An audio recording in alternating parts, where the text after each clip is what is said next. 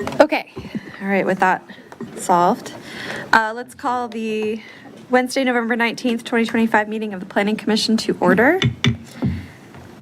Mr. Trainer, can you call the roll, please? Mr. Polinsky? Here. Mr. Duncan? Here. Mr. Krasner? I'm here. Chair Comont? I'm here. Thank you. Mr. Stevens? Here. Ms. Friedlander? Here. And Mr. Kravinsky? Here. Thank you. We have a quorum. Great, thank you.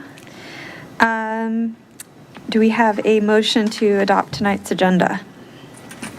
Madam Chair, I move to adopt the meeting agenda as presented. Second. All in favor? Aye. Aye. Okay, no speaker series tonight. So we have receipt of petitions. Mr. Trainer, can you please give us a summary of the written correspondence we've received?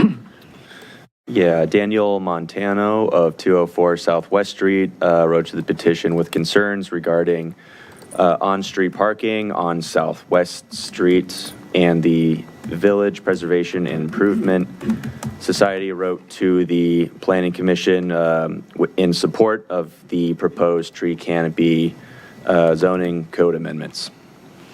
Great, thank you. I think we also had a letter at our last meeting about parking on Southwest Street. Mr. Duncan, was that something that you wanted to discuss at this time? Whenever the chair thinks it might be appropriate, just for a little staff input, Mr. Trainer suggested that he might try to round up where we are and give us a summation. Is now a good time to do that?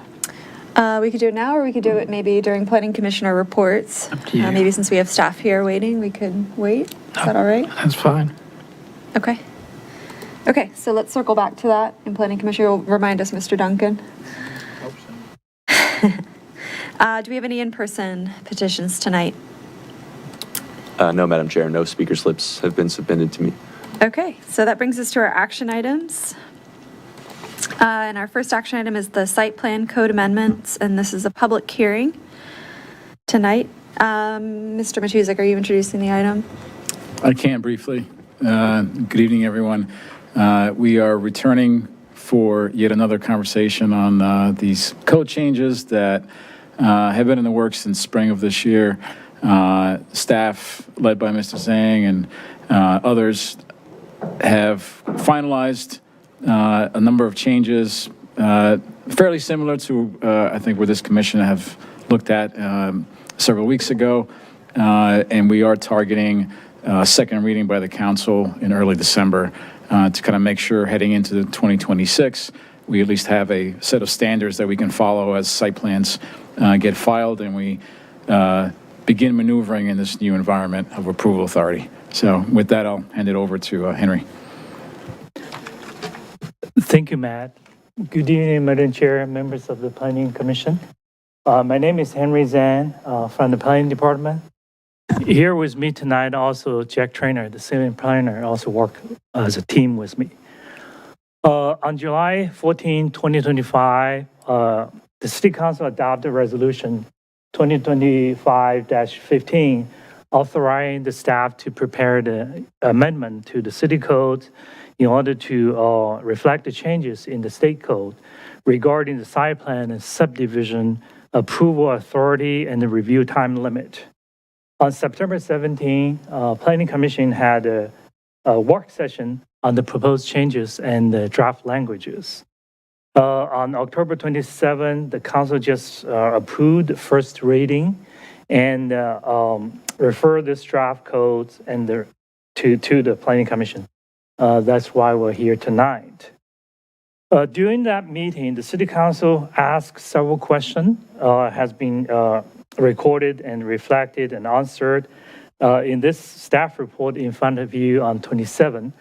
I will not go through one by one, but I think one I need to mention here is that the City Council asked if what's the impact if there are not approved amendment, and what's the legal ramification will be if not, City Council not act on those amendments.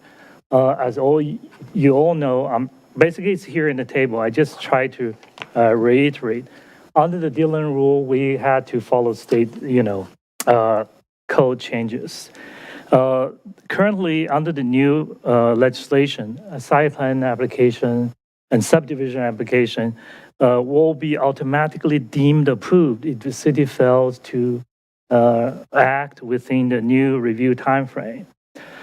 Also, the city attorney pointed out during the hearing that the legal outcome will be, the case, any approved site plan or any site plan the city will not act, will be challenged in the court and most likely will be invalidated. She specifically mentioned the legal outcome will be the writ of mandamus. Basically, the court will use that legal interference, orders or injunction, whatever you call it, basically force the locality to follow the rules of the state code. So with that, we had to approve the changes in order to be consistent with the state code changes. In addition, not much changes have been happened. We only have 2 major changes since the last work session. Change number 1, basically staff provide additional information regarding the number of the site plan or site plan amendment application we usually processed within a year. So that info has been recorded in the last question of the table. Basically, we usually process 6 to 7 cases a year. The second changes is to remove, basically we removed previously proposed changes to the section 48-970 just to avoid, redundancy, because under the current 48-970, there are already required finding to give any parking waivers. So there's no need to have an additional process. With those updates, staff recommends that the Planning Commission adopt the proposed motion so that the City Council can act on the TR 25-17 on their December 8th meeting. This concludes the staff presentation. I'm available to answer questions. Thank you. Great, thank you, Mr. Zhang and Mr. Trainer. All right, who would like to go first? Any questions, comments? Mr. Duncan. Why do you look straight to me? First, thanks to staff for all the work that you've had to do on this. As you said, we're constrained by the Dillon Rule, and what Richmond wants is what Richmond's going to get. I think it's unfortunate because I think our process that we've perfected here over the course of some 20 years works well, as evidenced by the regular groundbreakings and openings and site plan work for pending projects that we see all around us. I just had I've spoken on this a couple of times before, so I'll try not to repeat myself, and I did not print out the staff report. I didn't want to kill too many trees, but I'll ask you can you scroll to the section where staff lays out some steps for, as I understand it, the Planning Commission to continue to be involved in the process. Does that ring a bell, Mr. Zhang? Do we Yes. know where I'm aiming? I was reading this online. Yeah, it's on line 637. Basically, under the section 48-1136, prior to final consideration by the designated agent, the Planning Commission shall review in an advisory capacity. So we basically keep this in as we previously proposed. Actually, we are going to have a case in front of you very soon. So basically, we're going to follow this procedure to see how does it work. Thank you. That's, I think, what I'm thinking of. I thought there was additional fleshing out of that model somewhere else in the document. I was reading it all at once, and I didn't flag what number, but I just want to call that to everyone's attention for the record so that it's clear that, this does include a role for the Planning Commission, albeit sort of unofficial, but an approach that we hope to test out and get benefit from the expertise that my colleagues bring to the site plan review process. The second thing I wanted you to scroll forward to is in the legislation language itself, the HB 2660, which is way back in the, well, I guess it's a separate document in the attachments, right? Can you just call it, there we go. Somewhere down around about number 3, there was a phrase that caught my eye that made me wonder,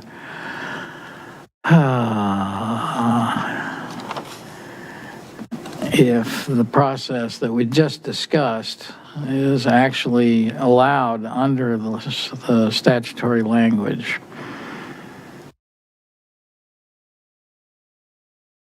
Anybody who's reading this with me, can you find the part where it says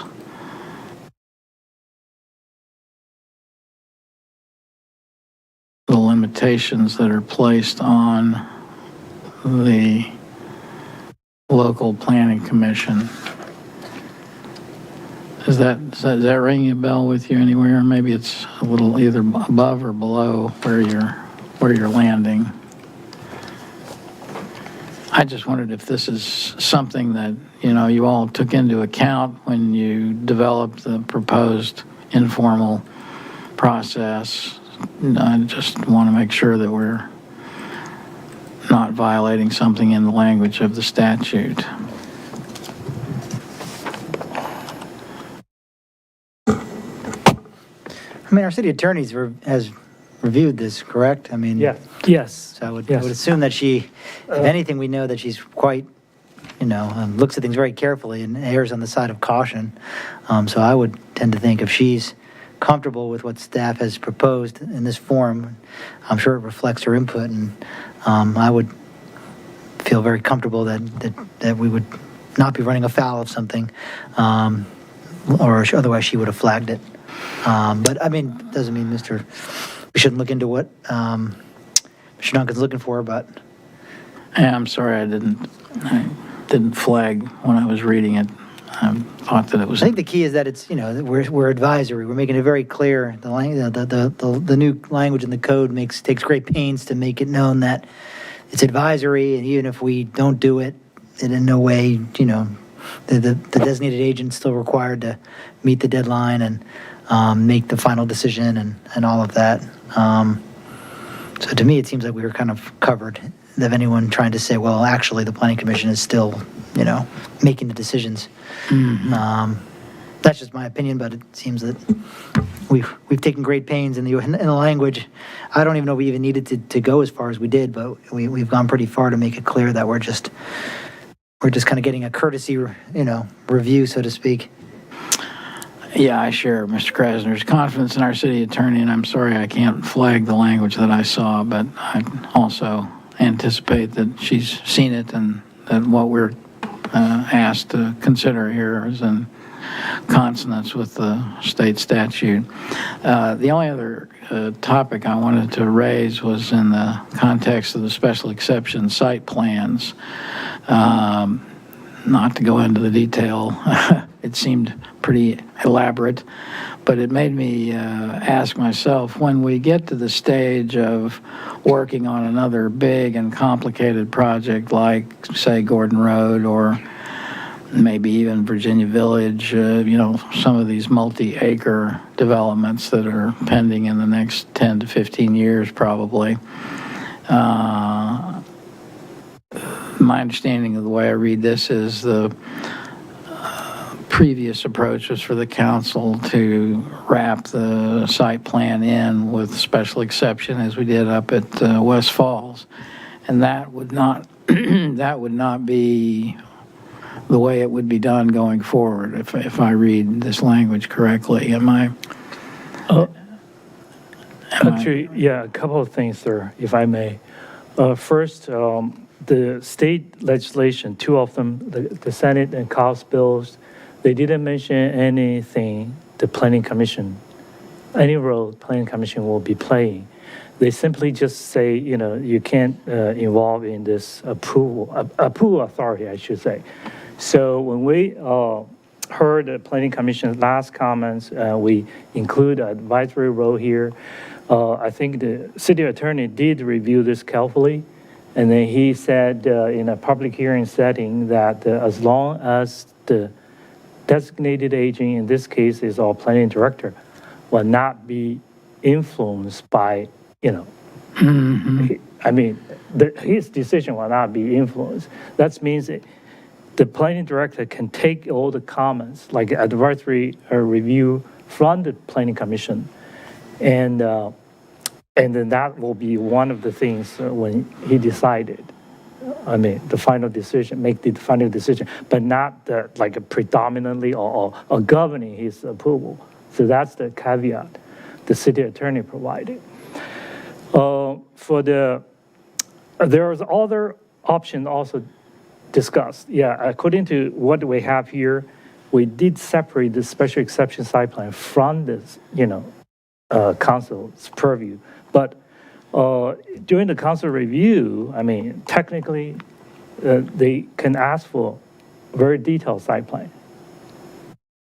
So I don't think right now this will have any damage to what the council review, let's say move in the future.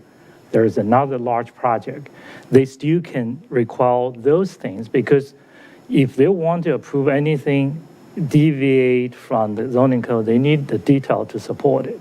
I think a detailed site plan will be the information needed for them to make informed decision.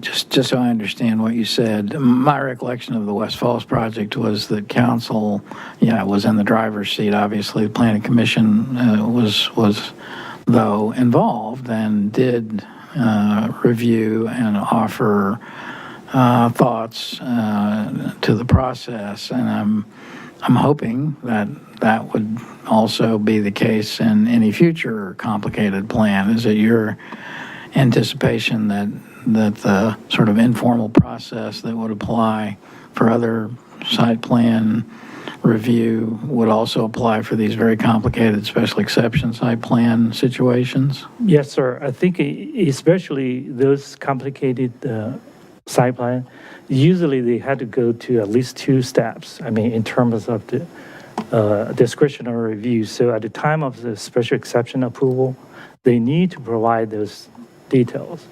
For example, in my old job, the special exceptions specifically need to provide the detail on the building layout, building appearance, etc. A very detailed information can be requested. Okay, I'm taking up too much time. Two more quick things. One, I did not get a chance to listen to all of the council meeting on Monday night where they were discussing the legislative package at some point. Did staff come away from that meeting with any sense of council's interest in, taking a case to Richmond in some form to enable the city to retain the process that we've used before, either a change in the city charter or some special carve-out for the city of Falls Church? Was there any discussion of that? Has staff been given any direction that council has? I think that conversation on Monday night was rather inconclusive. It did center on priorities and how the nature and quantity of things that the council may want to highlight in the next package. As it relates to this topic, I think what helps us is that many other jurisdictions and organizations have already planned to signal something. So whether we do or not, I think the message will be pretty consistent from other jurisdictions that are kind of struggling with the same challenge that we have. Okay, that's helpful. Well, okay, then that'll bring me to my last question, which is, it's kind of council to ask us to offer input on this matter, but is it really necessary for the Planning Commission to approve this in order for it to become the law of the land in Falls Church? Yes. this is the procedure we had to follow, because this is considered the code changes. That's one of the responsibility of the planning commission. We still have that authority. Yes. We have the authority to deal ourselves out of the deal. Right, exactly. Isn't that, does anybody else struck by the irony of that? I am definitely struck by the irony of that. Well, that's too bad. I was sort of hoping you'd say, yeah, it's nice what you have in mind, but, we're going to move ahead with whatever we think is necessary. But you're telling me that we actually do. If that's the case, and in closing, I would say, I would personally feel more comfortable if we had a little bit more knowledge about what the city's legislative package is going to be and what efforts, if any, council will expend to, advance discussion of some of the things that we've brought up here in the next couple of months, unless there is some fire engine rush to get this done. That would be an idea that I would entertain if anybody else supported it. Okay, thank you for all your questions. Appreciate your patience. Madam Chair, just want to make sure we open and close the public hearing. Oh, is that? Yes, okay. We could, After the Do you wanna do that PC after? discussion? sure. Okay, yeah, thank you for the reminder, though. I was going to. Yeah. Mr. Stevens, did you? Oh, wait, I guess Mr. Duncan. I'm done. Thank you, Mr. Duncan. Yes. Jack, could you go to the motion, the proposed language?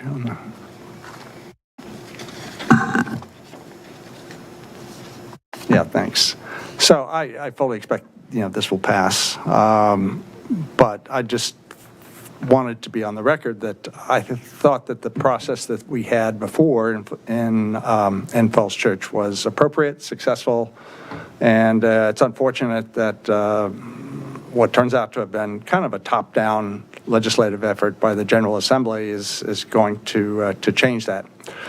So I think, we'll be the poorer for not having quite as much ability for part of the public to intervene and express their thoughts on proposed development projects, as well as our own ability on the commission to try to persuade developers to achieve goals that the city has in mind. I think we're going to lose some of that. But having said that, I fully expect this will go through, and we'll try it, and we'll see what happens.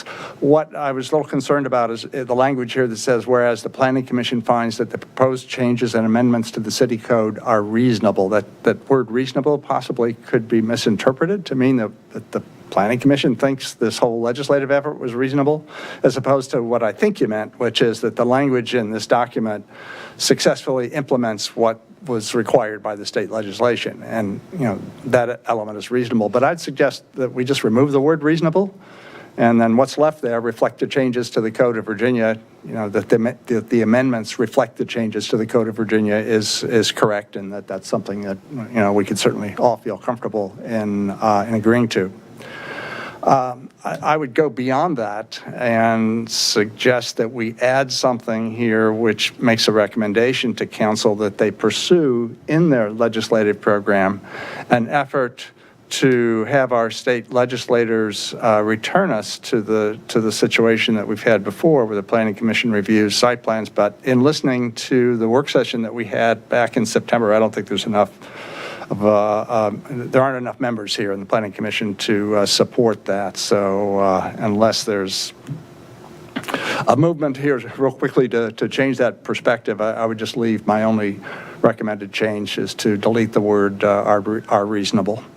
Sorry, the question was on the Planning Commission, there's not enough interest to add that language in, or in City Council, there wasn't enough? On the Planning Commission. To add language that's... Well, language that says that we recommend that City Council work with our state legislators to... I count 3 without thinking about it. I thought we were unanimous on That seemed and I wasn't in that meeting, but yeah. I would support that. the last Yeah. time we were. I think any of us are happy with this. Yeah, I think that you have a lot more support on that than you may Okay, otherwise think. I take great pleasure in being wrong. Yeah, all I had in mind was just another whereas, the Planning Commission recommends to City Council that they include in their legislative program an effort to work with our state legislators I guess it would be to allow in the City of Falls Church, the Planning Commission to be the designated agent. I guess we have to use that language to stay within the context of the two pieces of legislation that were passed. So, I don't know does that make sense? That makes sense. I mean, the other option too is like, well, that's really what we want to do. Or the other option is to increase, because part of the reason the Providence State Code is they lowered the cap, the population cap at which a planning commission can act in that capacity. And we're above that now, so we can't, there are still jurisdictions smaller than us where the planning commission can still act in that capacity. I forget what the threshold is. It's in the- 5,000. 5,000. Yeah, 5,000. So. Yeah, which seemed a little arbitrary to me is, how did they pick that? I don't- What no idea. discussions took place that picked that Exactly. number? No idea why they decided that was the appropriate number, right? So if they brought it up to 20,000, we'd be okay again. And so, yeah, they're different. And I ways wasn't they sure just, how best to do that, whether you change the population parameter or if you could just say, hey, we include language that says that City of Falls Church gets to. I mean, I think, So- sorry, go ahead, Bob. Oh, good.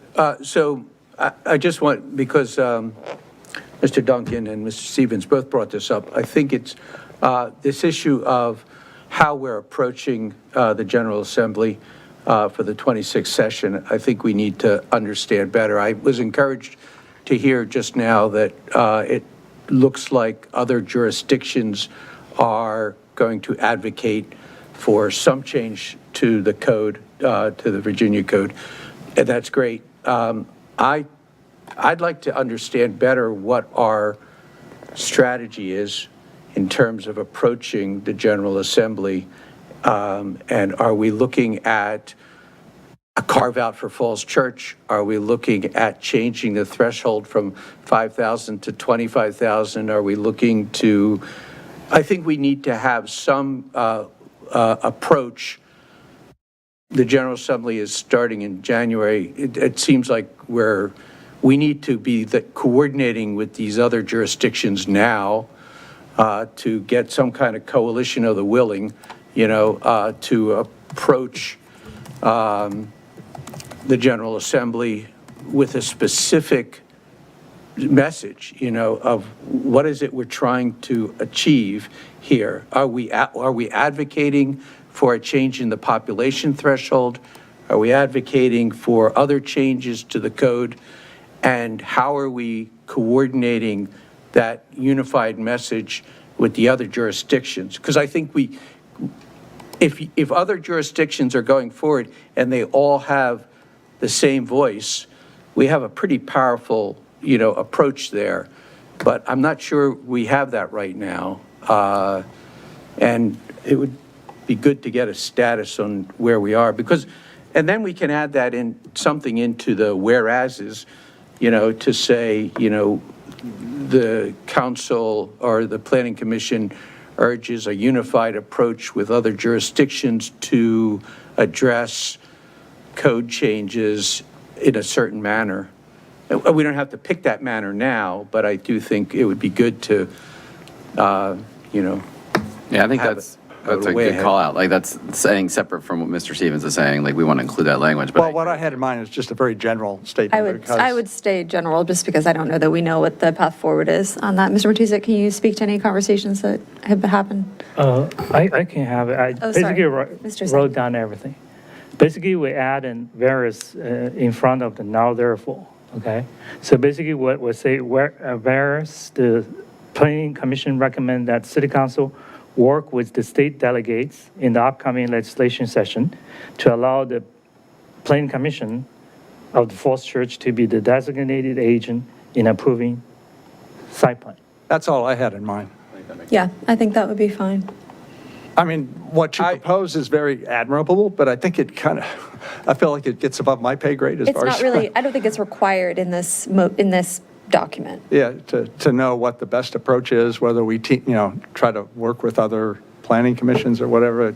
I don't know, but Ms. Friedlander? Well, the only thing I would Mine was more a question about what is the way forward? I mean, I don't think this is, putting a whereas in this resolution here is not going to make it. I do think that there needs to be a concerted staff way forward on how we coordinate, how Ms. Mester, who I guess does our legislative program, does that coordination and what our approach is going to be. And I would urge us to sort of think that through if we're going to if we're going to address this with the Virginia Assembly. I mean, we don't know that we have the luxury to do that tonight. We need to pass this motion tonight. I think what Mr. Stevens is after is just trying to register that there's some discomfort on the planning commission with this change. And to express that to council. And to express that to council. Yeah, so and it's my kinda, own but point it's up is to that them how they'll I would approach it. recommend that staff take that on board as, start working that with the other jurisdictions and start working an approach that they can, take forward to Richmond. I think there's pretty active discussions. Is that right, Mr. Is there? Mr. Yes, I would like to add, APA-VA has a very active legislation working group. They meet basically every 2 weeks.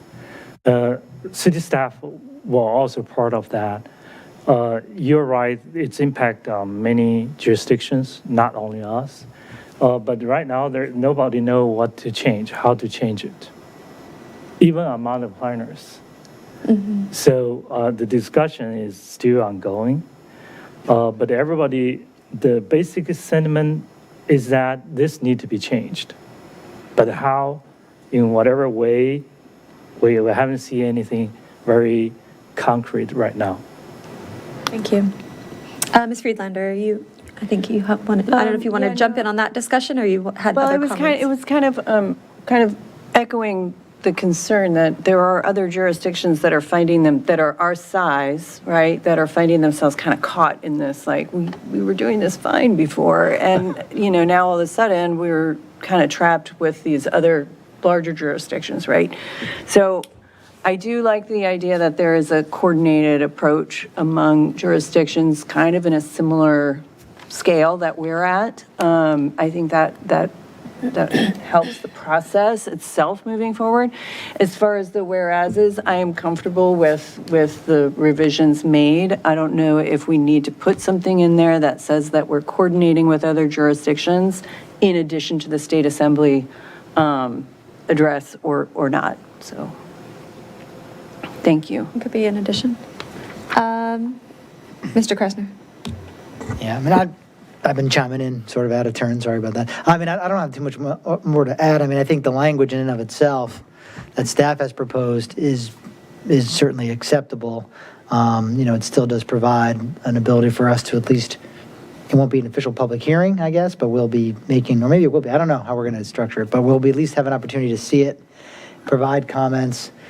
They'll be out there, and, the planning director can take that under advisement along with other input that he gets. And so that was my main concern, in the interim. But yeah, I think the long term, I agree with what's been said. The motion that we give to council, we have to do this, but we don't have to be happy about it. And we don't have to, we can convey that we think this is that we think this legislation is harmful, and that we strongly would advocate that the city, as part of its legislative agenda, to do that. There are many different ways that anyone who ever knows anything about Virginia legislation knows that there are carve-outs almost on every law for some jurisdiction somewhere. There are very creative ways to carve out specific things for specific jurisdictions in specific parts of the state. And so, yeah, we don't need to come up with that here tonight, but I think the key is that we advocate for that. I mean, there are a number of, all the other towns, in Northern Virginia are at the same size as us, and roughly, or some a little bigger, so they're in the same boat. And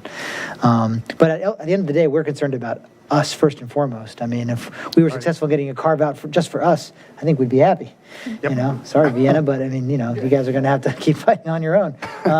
But so I think that but I think again, we don't have to discuss that tonight. I think the key is to express to council our displeasure with this legislation and how we feel it will actually be harmful to the process here, that there was no one was advocating for that type of change here.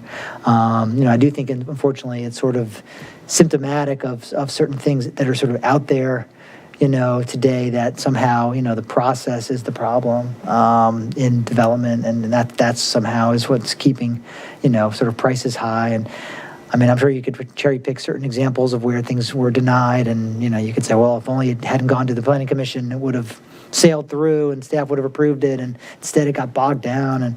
But I think, honestly, those would be the exception, not the rule. Certainly here, that was never the case. So in any event, yeah, I think we should express in the strongest terms possible to council, we're not happy, and we're going to continue to advocate for that change. In the meantime, we can accept this is an interim solution, but we feel that it's going to be harmful, and we're going to continue pushing for that every chance we get. Good. Great, thank you. Mr. Polinsky, did you have any other comments? Nope, just echoing what everybody else said. So. Okay. All right. Okay, I had a question on one other topic. In the draft code changes, there are a couple of definitional changes, and I wasn't sure. Jack, it's line 350.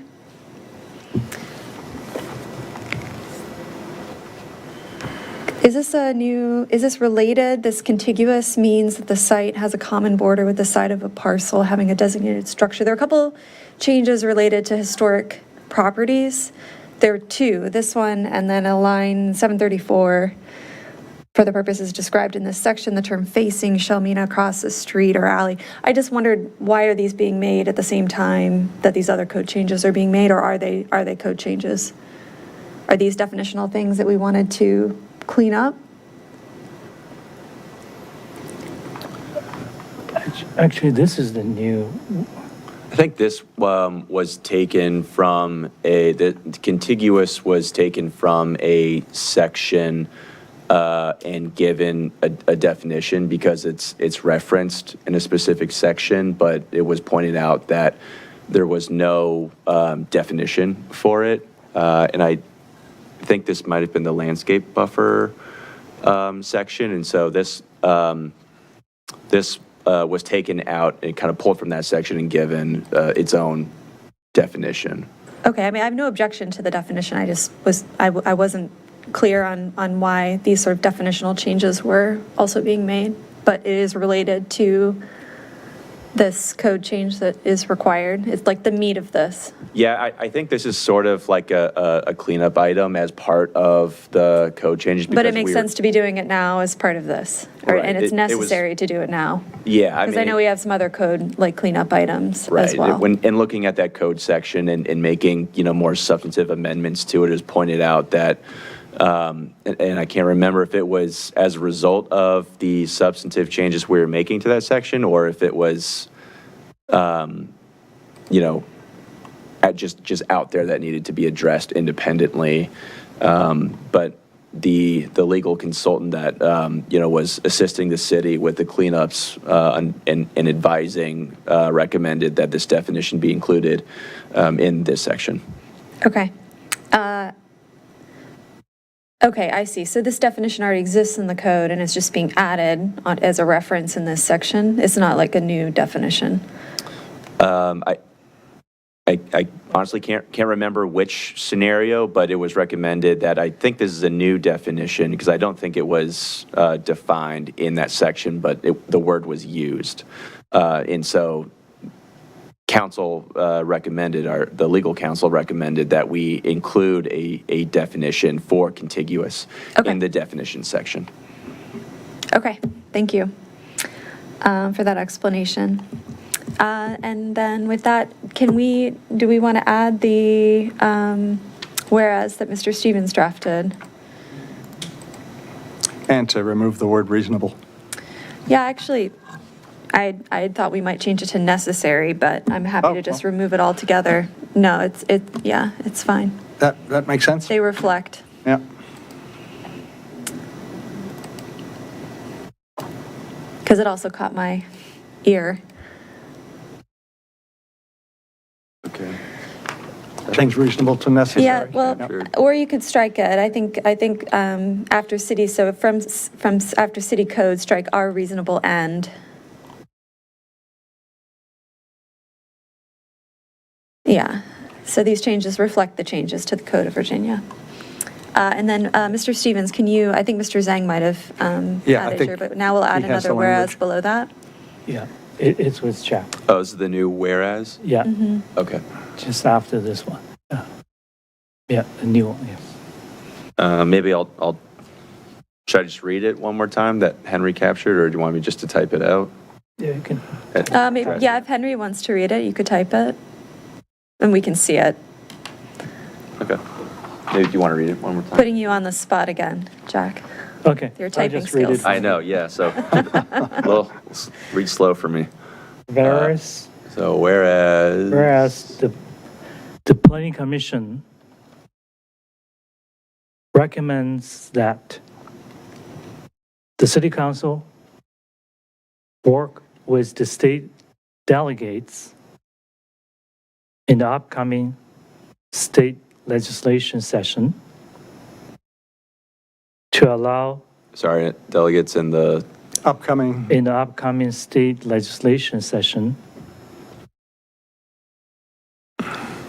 to allow the planning commission to be the designated agent in approving site plan.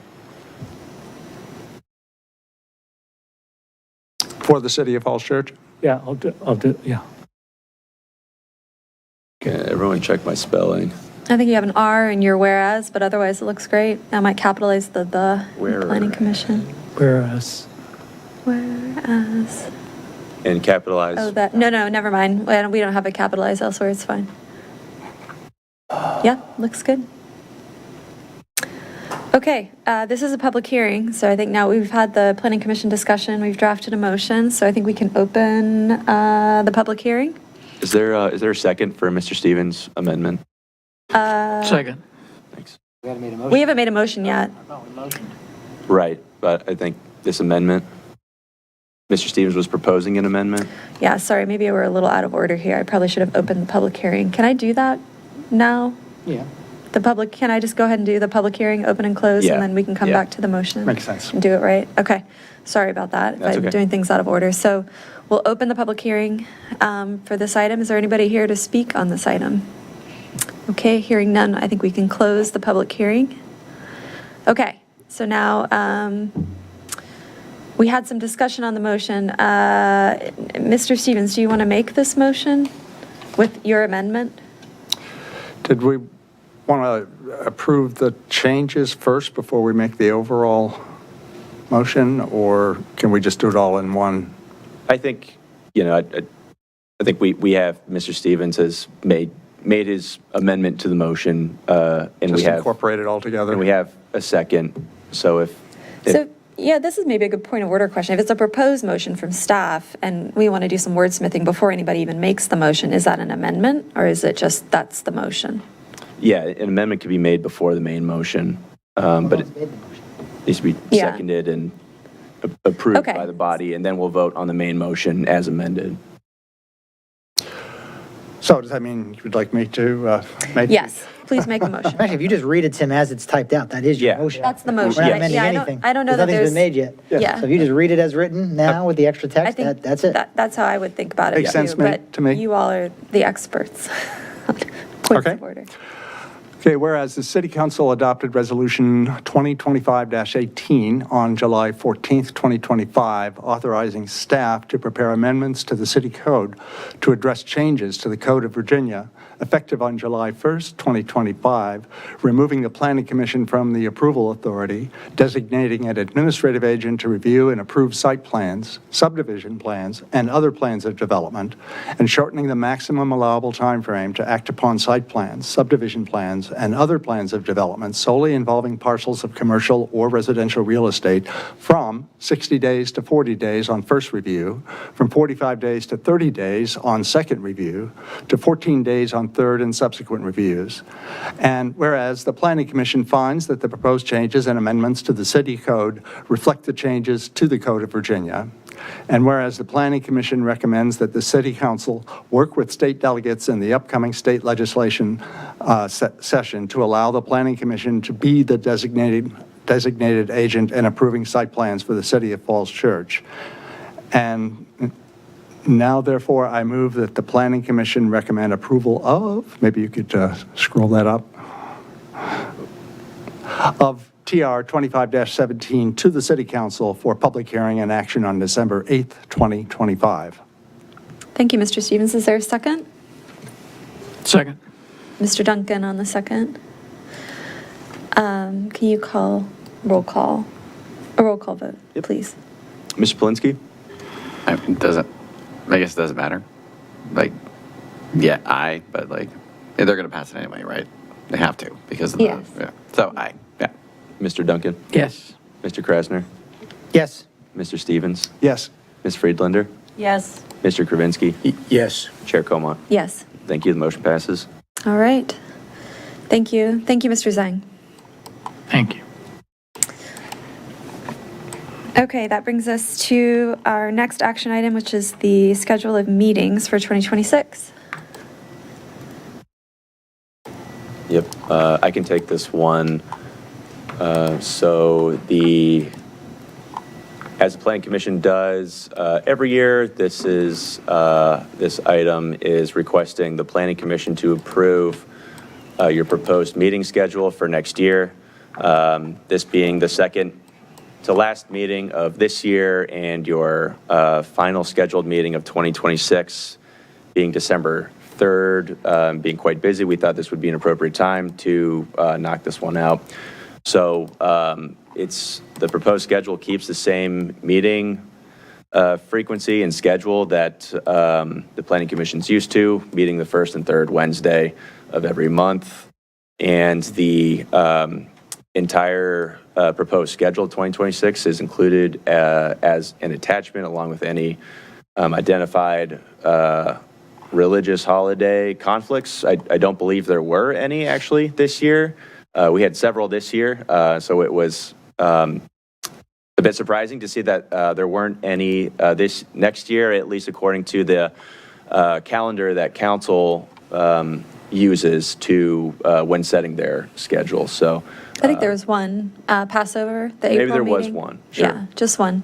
But yeah, I was surprised too that there were so few. But the point is that there were a lot fewer this year or next year than there were this year. So yeah, one proposed cancellation being on April 1st. Being April Fool's Day, that might be a good one to cancel anyway. So we've got the summer recess proposed to happen August 19th. So those are the two proposed cancellations or deviations from the schedule. So that's that. So we're looking to approve this schedule tonight and operate on this going forward. Great, thank you. Any questions, discussion? We can still make changes down the road, right? If we just, We've done it this year. Yeah, I think this is just so. this kind of gets us started, so. All right. And have we identified which of those days is going to be the advance? Oh, that's a good question. Yeah, And- we had set that as January 7th, right? That's right. January 7th? January 7th. Do we want to put that on the schedule just as a different? January 7th, are you unavailable? No, I'm asking for others. Is everybody available? Yeah.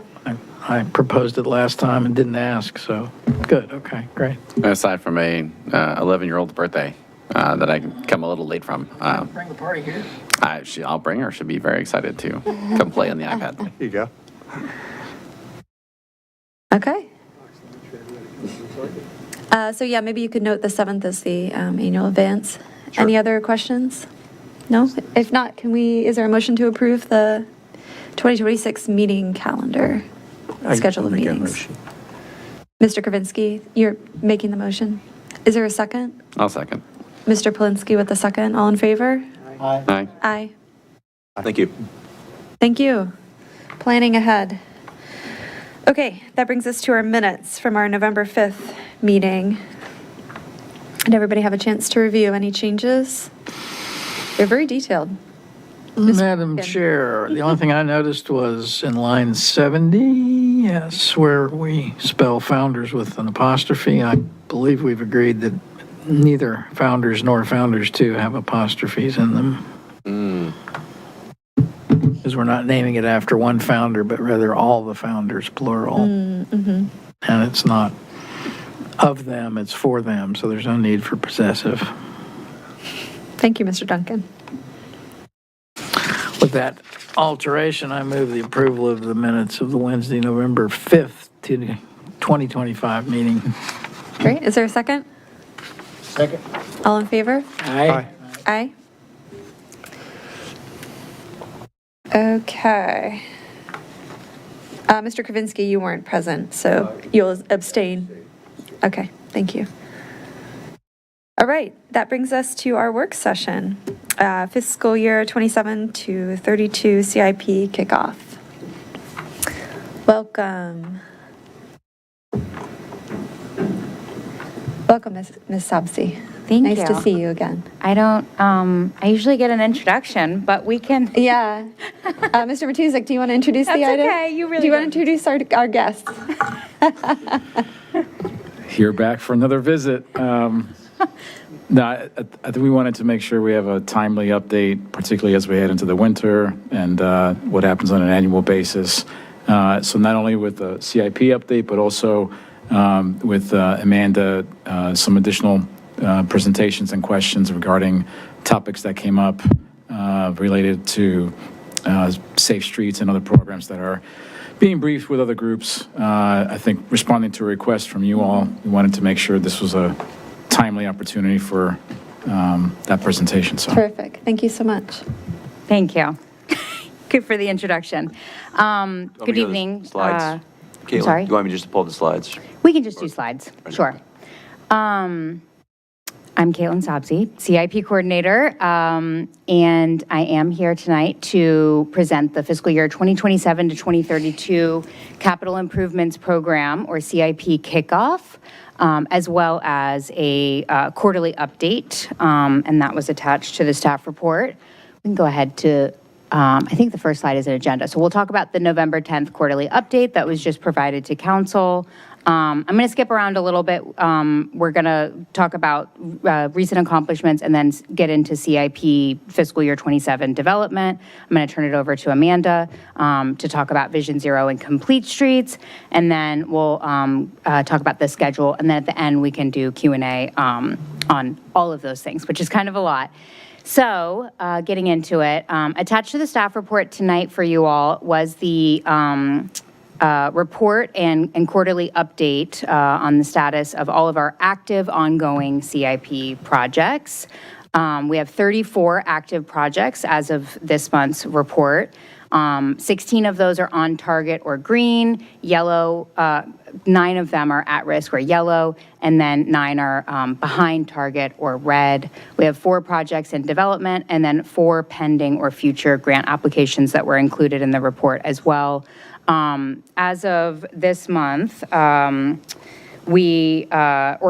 since August, when I was here last with the quarterly update, we completed another 5 CIP projects since the August update, and we're tracking a total of 18 projects completed or anticipated to be complete in calendar year 2025. So last year, really the last 2 years, I've talked a lot about and shared with the Planning Commission as part of our CIP conversation that staff has been really focused on effective and realistic project delivery and clearing that queue of some of our older legacy projects. And I am excited to report that I feel like we've made some really meaningful progress in that area and had some measurable success. 18 completed projects in 1 year. Is a record for me, at least. So, and we talked a little bit when I was here in August that some of that can be attributed to more oversight and tracking and of maybe some projects that we didn't always previously include in the quarterly update and the snapshot. We are including more of those projects now, some of the facilities projects and smaller like sidewalk or NTC projects. But still, 18 is a significant increase in previous years. I also shared with the council in November, and this on the right side, this table here, it's a little small. That's our quarterly trend analysis that we include with the snapshot report. And I shared in November, and I might have talked about it in August when I was with you all as well, providing an update, that we have started to we've changed sort of a practice that we had of changing the status color to green upon completion of projects. And instead, we're now keeping that status or that color indicator to reflect sort of the overall budget and schedule status over the life of the project. So for projects that were significantly, had funding shortfalls and needed, increased funding, or projects that are 6 to 12 months behind their original planned completion date, those are staying red even upon completion. We're not automatically including those as green, which is going to change some of this data a little bit. So in the last 2 updates in November and August of 2025, we do see a little bit of a dip in the green on target numbers, and that's a result of that. And that change is in the spirit of getting more accurate reporting data overall. So yeah, I think that's all I have on quarterly update. So moving on to, so this is some recently completed CIP accomplishments in the last year. In public safety, we had the public safety radio upgrades that have been purchased and installed. That was complete. The Berman Park Playground, as well as trail crossings, those 2 projects were included in those 18 projects as well. We had a few stormwater projects, some other transportation projects that are shown here. The community center HVAC replacement, of course, and another project at the community center. That last picture there is a generator that was replaced. So yeah, just trying to share all of the accomplishments that we've delivered in the last year. On the next slide, just some background, and this is detailed in the staff report for you all as well. Some of you might be very familiar with this, but just some background on the CIP, what it is, 6-year strategic plan that drives investments in the city's infrastructure. It's intended to respond to the capital needs of the community and determine how those needs will be funded over a 6-year period. For eligibility, the CIP includes projects that cost more $150,000 or more and have a useful life of 5 or more years. That's what qualifies for the CIP. For projects that are funded with debt, the useful life must be 10 or more years. And it's an annual process that aligns and is concurrent with the annual operating budget cycle. So the CIP, once recommended by you all, will be presented to the City Council by the City Manager with his proposed fiscal year 27 operating budget. And then I've also listed the legal authority. So the Planning Commission's role, of course, is still outlined in the city charter and code. It requires the Planning Commission to consider and recommend the 6-year capital budget before it can go to council, and then City Council has the legal authority to adopt by ordinance. On the next slide, some considerations for development of the CIP, funding availability and the economic environment. That's been a big consideration that we've talked about a lot already in the development process this year. Staff capacity and resources, making sure that we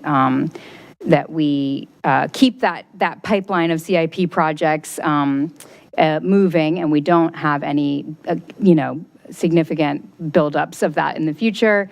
And then the priorities of Planning Commission. We'd love to get the Planning Commission's input on priorities and community priorities tonight through this process. Internal staff priorities, which I'm going to outline on the next slide, and then the City Council strategic priorities, as well as, I guess, budget guidance is listed next there. Budget guidance, the City Council will adopt their budget guidance December 8th. And then project framework. We talked about this last year with the project sheets, and I showed you all some of the changes that we made to the project sheets and we are continuing that this year. So each project is evaluated through this framework here. The comprehensive planning alignment, project managers or sponsors are asked to evaluate their projects and indicate which comprehensive plan chapters and goals the projects align with. Last year we had equity and sustainability. We have also added to that this year 2 goals for safety, and those specifically include new Vision Zero and Complete Streets goals that the city will be implementing. So Amanda's going to talk about that in a little bit. And then operational impact. So this is new this year. We have added this back into the project sheets. We used to have on the former project sheets, we had a little tiny box at the bottom that said, what are the operating impacts of this project? We removed that in the last year or two, and then this year we're adding it back in.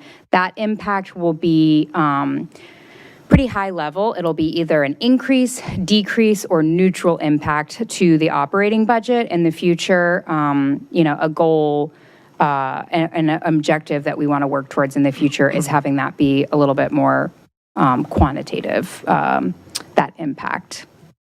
On the next slide, these are the fiscal year 27 through 32 priorities or preliminary priorities that staff has identified for this year's budget development for CIP. They're pretty similar to some of the priorities that we've shared last year. Infrastructure reinvestment is still a top priority for us, just reinvesting in the city's existing infrastructure across transportation facilities and utilities, especially to preserve and extend the life of our critical infrastructure. Progressive multimodal transportation, this was also, multimodal transportation was one of our priorities last year. This year, we're a little bit more focused on advancing multimodal transportation that aligns with the Vision Zero Complete Streets goals and policies. They're not adopted policies yet, but those goals. And then also the bike master plan, sidewalks, missing links, ADA transition plan priorities, aligning all of those into our new project proposals, as well as trying to incorporate those in existing projects wherever we can to further those goals. And then the third priority is strategic project development and delivery. The last 2 years, our priorities were in effective and realistic project delivery.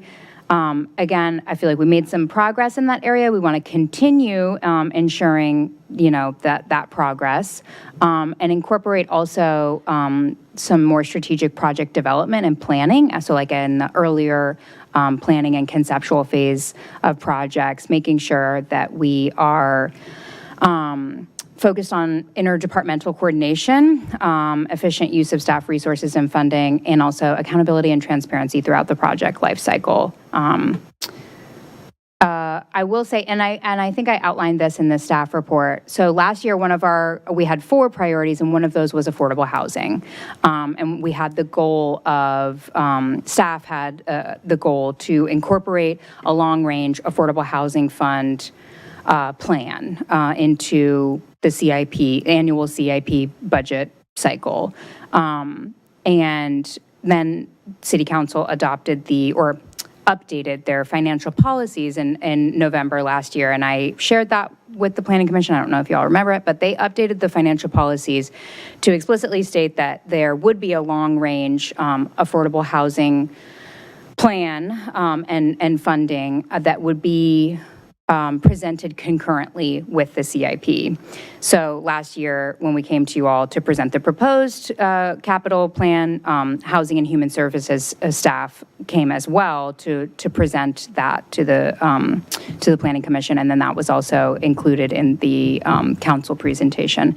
It's still, the Affordable Housing Fund still lives in the operating budget, and technically, it's not in the CIP, it's not funded through the CIP, but it will be presented concurrently with the CIP. And so far, I've talked with staff, and that is the plan to do that again this year, in keeping with the directive from the Council of Financial Policies. We still are honoring that's the process that we will continue this year as well. So I did not include affordable housing as a priority this year, but we do continue to present it in that way.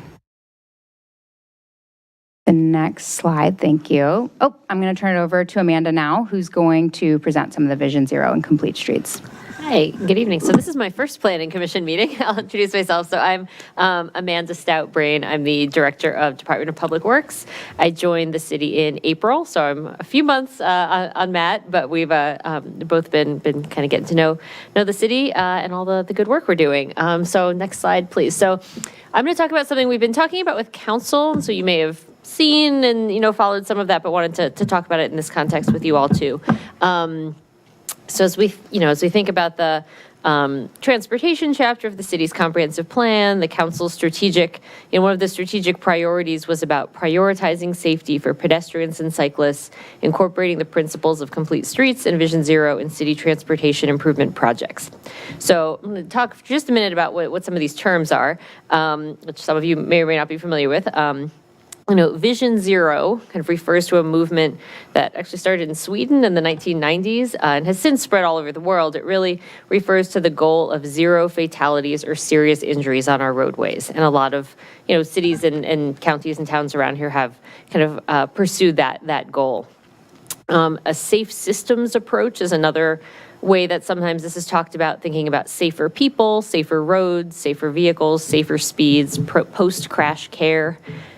Complete streets is another kind of planning term, thinking about planning, building, operating, maintaining streets that are multimodal, right, for pedestrians, bicyclists, motorists, transit riders, green infrastructure.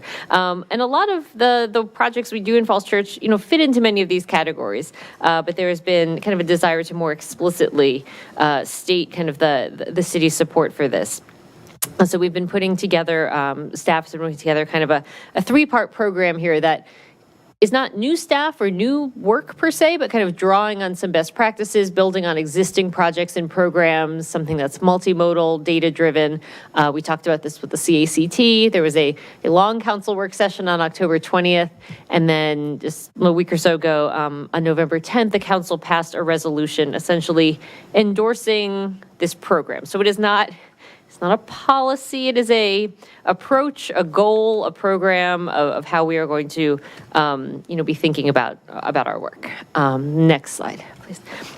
So I'll kind of quickly go through these portions. We have a Safe Streets working group that we've started, which is DPW engineering staff, operations and maintenance staff, planning staff, police department. And so we talk about data. The police chief, shares some of the crash data with us. And we've been kind of talking about what's happening on our roads. The Smart Cities program, some of you might be familiar with, also has a lot of data. And starting to think about how we can implement some shorter term improvements. We have, of course, the longer CIP projects that sometimes take quite a while, but also some quicker improvements that can be made, and then assessing some of the results. Next slide. And so one project that we've been talking about recently is at West Annandale Road and Gundry Drive. So this came out of the Neighborhood Traffic Calming Program, NTC request. Then there was a lot of community concern following kind of a near miss incident. And so staff and from a few departments kind of got our heads together and said, what can we do kind of administratively to move this forward? So there was design work done in-house, construction, there's annual paving money. And so we have just recently, the past couple of weeks, repaved this area. So it's just kind of south of the Harris Teeter there. And I think over the past couple days, this week, did the restriping. So it's narrowing the travel lanes to 10 feet, which slows down traffic, adding 5-foot bike lanes on either side of Annandale there, which is part of implementing the bicycle master plan that was passed earlier this year, and then some additional markings. And so this is one that is in the ground now. Next slide.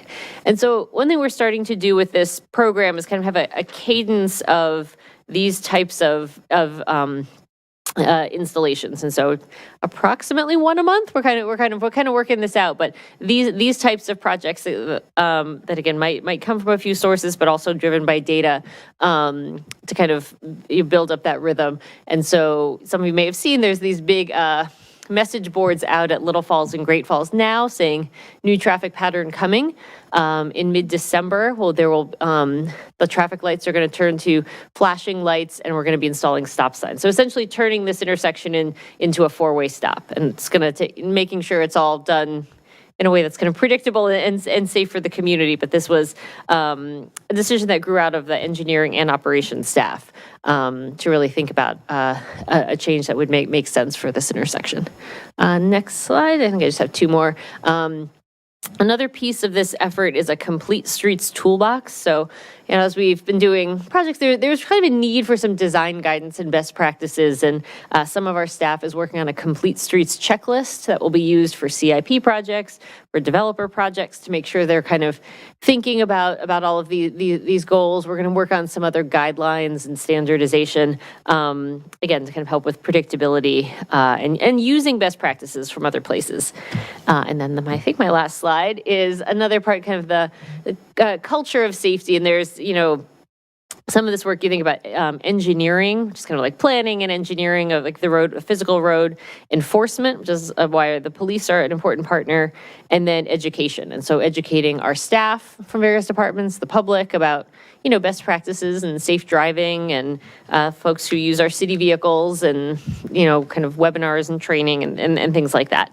So again, this is kind of an important kind of program that I think got a lot of support from council. They, the council members kept saying, like, when they go out to members of the public, this is one of the things they hear about. They hear about, pedestrian safety and driver safety and sidewalks and all of that. And so there was a real drive from council for us to be thinking more in this way. And so that's why, as Caitlin said, this is also kind of being woven into more explicitly into some of these CIP projects, how we are thinking about making the roads safer. So I don't know if you have another slide, and then I'm happy we can take questions on the whole thing.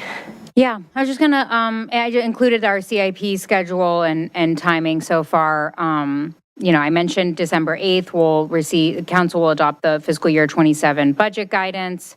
Staff will be internally developing and working on the CIP, assembling that from now through January, really until early February. February 18th, we will be coming back to the Planning Commission to present the proposed fiscal year 27 to 32 CIP. We usually do a work session just to present that for you all, and then we give you 2 weeks to digest all of that, and then we'll be back on March 4th for the public hearing and recommendation.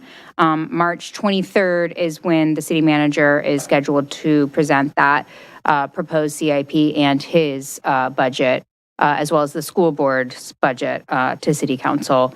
And then right now we're tracking May 11th for budget adoption. So just wanted to highlight all that for you. And as Amanda said, and I didn't even introduce you. Amanda, I'm so sorry after I gave Matt a hard time about not introducing me. But Amanda and I are ready for questions, comments. Excellent. Thank you both so much. It's very exciting. I'm looking forward to the discussion. Who would like to start? Questions, comments? Mr. Kravinsky. I could start. First of all, thanks for the great overview. I've asked the question before. I'll ask it again. Is any update on any jeopardy to any projects because of grants potentially going away? No, not at this time. No updates since August. I am still tracking one federal and state grant program called RSTP, which is Regional Surface Transportation Program, as at risk for future funding, like in the out years. So they allocate that on a 6-year basis. So we'd be talking about, fiscal year 31, 32 funds, but no impacts as of now. Obviously, the federal government shutdown in October and November, there were some impacts to not the funding that has been obligated, but our drawdown of those funds or reimbursements. We were able to get all of those in before the October 3rd shutdown and get that money reimbursed to the city before the shutdown. So we don't have any outstanding expenditures that haven't been reimbursed at this time. Yeah, Great. that's all I have to report. Yeah. It's great news. Appreciate that. Second question about the safe streets. So admittedly, we've always, I mean, the Little Falls and Great Falls, that's a very busy pedestrian intersection there, particularly when there's the farmer's market or something like that. So every time I've crossed that intersection, my initial thought was that needs a walk, don't walk light, not, and I was kind of surprised when I heard the solution was a four-way stop. What, is there data that says the four-way stop is safer than the walk, don't walk light? Yeah, I just know at this location, there are a couple things. First of all, those traffic signals are like hanging by duct tape. Like the operational need, like the particular is not great there. But to your point, why did we go to the kind of four-way stop? I think our engineering team felt that would be safer at that location. And I think it has to do with, first of all, the crosswalks will be repainted. I know they're fading, and so they need to be clearer. Because, right, we're all aware this is very close to the community center and everything. Lots of pedestrians. But I think it has to do with the sight lines and making sure folks come to a complete stop and the traffic volumes. So I think our team kind of determined that in this location, that would be a better, safer solution. Got it. Yeah, I agree. That's a tough intersection right there for pedestrians. That's the only questions. Similarly to the roundabout as well, like I think the behavior change for drivers approaching a stop sign rather than seeing a green light and thinking, I need to get through as quickly as possible, right, without maybe looking. But when you're forced to stop, I think that encourages the safer behavior of really looking before you start moving your vehicle again through the intersection. Got it. Thanks. Great. Mr. Stevens? Yes, thank you for the presentation. I agree with you that working the Vision Zero into the CIP makes sense. I think you listed 3 priorities in your presentation, as well as their lines 25 through 39 of the staff report. And I agree with the 3 areas that you've selected. I'd like to add another one, an area that's of particular interest to mine, and that is try to find ways that the CIP can help with the implementation of our 2 energy plans, the GEO-EAP and the CEAP. I had a couple of just thoughts, suggestions. This is not formalized, and it's just merely a recommendation or a suggestion to give you an idea of what I had in mind. But, for example, we could add additional sustainability elements to the property yard design. Right now, it's in the CIP from last year. And I thought we could add some additional features such as, the school bus charging facilities to get a little bit more specific on things like that. The type of, putting PV on the roof, getting a little more specific there. The type of certification that would apply. I would also like to see considered the addition of CPACE for the Gordon Road Triangle as something that the city can offer commercial property owners there as a financing mechanism. And I know that this is now before City Council, so I was pleased to see that. I'd like to see us accelerate the rooftop solar for Mary Ellen Henderson. Right now, what we had in from last year was a refurbishing of the roof of Mary Ellen Henderson, but that wasn't going to take place until 2029. And right now is our quickly diminishing window of opportunity to still get the 30% credit for, I think, both solar, which if we have it in before the end of 2027, it should achieve that, and the cost of refurbishing the roof. gets beyond my total level of expertise to know whether that would exactly match that, but I think it's significant enough that, we should consider that. The last one I had was to somehow work into our CIP working with other jurisdictions to achieve the offsite solar through a virtual PPA. And this is the thing that Arlington did so nicely with Dominion Energy and Amazon to fund within the state of Virginia, a solar farm. And as a result of that, they've been able to zero out their entire government emissions. So, something like that we could work with other jurisdictions on would be a very effective tool, I think, to reduce our emissions. So that's the only thing I wanted to say. I just appreciate having the opportunity this early, as you've done, to get some input on the kind of the higher level issues, in addition to the detailed projects as well. So thank you very, very much, and I look forward to seeing what you have on February the 18th. Thank you.